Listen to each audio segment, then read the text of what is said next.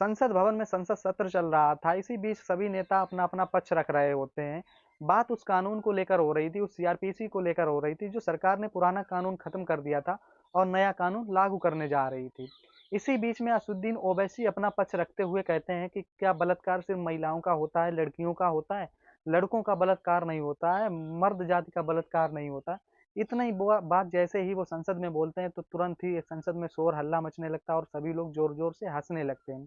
लेकिन ये video social media पर तेजी से वायरल हो जाता है।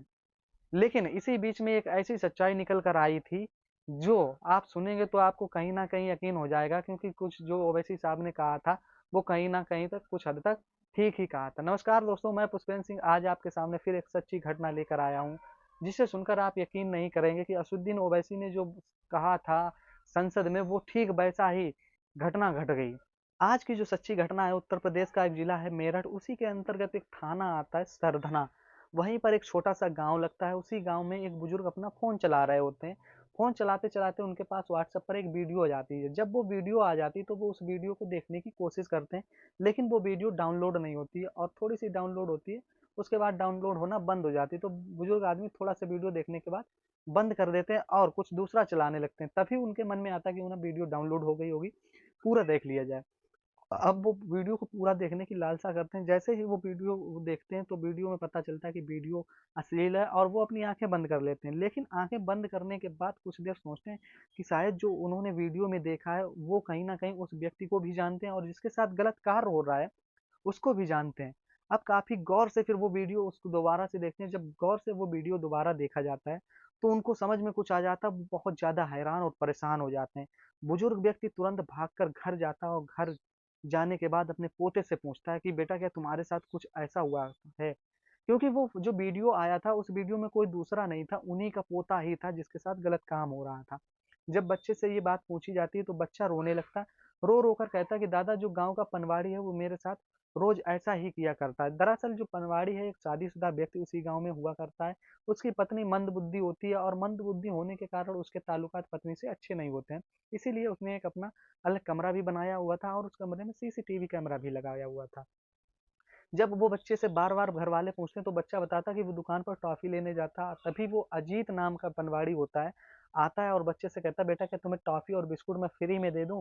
तो बच्चा कुछ देर बच्चा ही होता है, सोचता है, कुछ देर सोचने के बाद कहता है कि हाँ अंकल जी, आप मुझे टॉफी दे दीजिए। तभी वो टॉफी और बिस्किट देने के बहाने उस बच्चे को उस कमरे में ले जाता है और कमरे में ले जाने के बाद उस बच्चे के बारी बारी से कपड़े उतार देता है। कपड़े उतारने के बाद उसे पूरा नग्न अवस्था में कर देता है और काम करता है। प्राकृतिक अप्राकृतिक रूप से संबंध बनाता है, कुकर्म करता है। जब वो कुकर्म कर रहा होता है उसके बाद बच्चा दर्द से असहनीय हो जाता है और रोने लगता है। रोकर कहता है कि वो घर पर बताएगा जाके। इतनी बात जैसे ही बच्चा जब कहता है तो अजीत उससे कहता है कि ठीक है बेटा तुम बताओ जाके घर पर, लेकिन वो जो ऊपर देख रहे हो सीसीटीवी कैमरा लगा हुआ है उसकी वीडियो मैं सबको दिखा दूंगा। अब छोटा सा बच्चा था, वो क्या ही समझता, वो जान जाता कि मेरी वीडियो वायरल हो जाएगी, बेइज्जती हो जाएगी। अजीत इस तरह से उसको हड़का देता और वो बहुत ज्यादा डर जाता, चुपचाप वहां से चला जाता।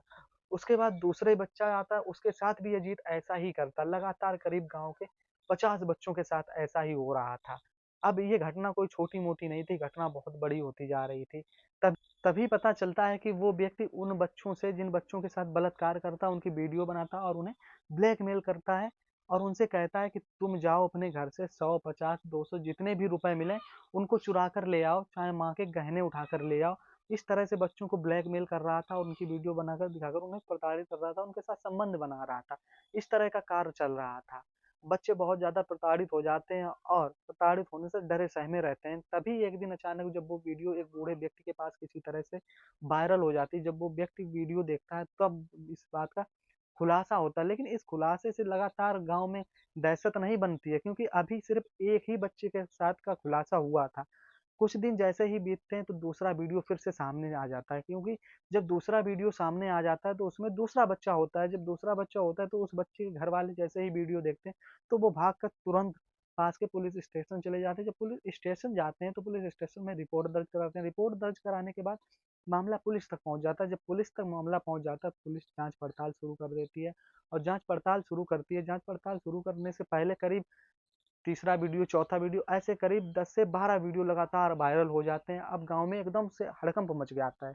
जब ये हड़कंप मच जाता तो पुलिस के हाथ पैर फूल जाते हैं और पुलिस सीधा उस अजीत नाम के व्यक्ति के कमरे पर पहुंच जाती है और अजीत नाम के व्यक्ति के कमरे पर जब पहुंच जाती है तो उसको गिरफ्तार कर लेती है। गिरफ्तार करने के बाद वहां पर जो सीसीटीवी रिकॉर्ड थे उसमें रिकॉर्ड देखा गया तो करीब 50 से 60 वीडियो ऐसे मिलते हैं कि अलग अलग छोटे से मासूम बच्चों के साथ उसने कुकर्म किया था। पुलिस ने फिलहाल उसको गिरफ्तार करके जेल भेज दिया और उन मासूमों के साथ आखिर क्या होगा। आप तो जानते हैं कि हमारे देश की ऐसी कानून व्यवस्था है कि लड़कियों के लिए तो कानून है, महिलाओं के लिए तो कानून है, लेकिन लड़कों के लिए, मर्द जात के लिए कोई भी कानून नहीं है। आखिर अब इन बच्चों को, इन लड़कों को किसके तहत इंसाफ मिलेगा, किस कानून के इंसाफ मिलेगा? इन सबको इंसाफ दिलाने के लिए हम सबको एक होना पड़ेगा और एकजुट कर होकर लड़ाई लड़नी पड़ेगी, जिससे कि उस दुकान वाले को कड़ी से कड़ी सजा मिल सके।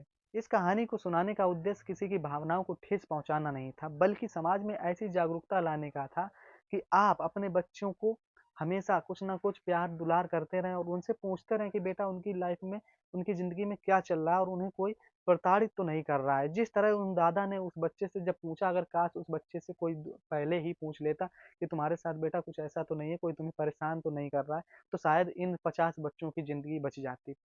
धन्यवाद।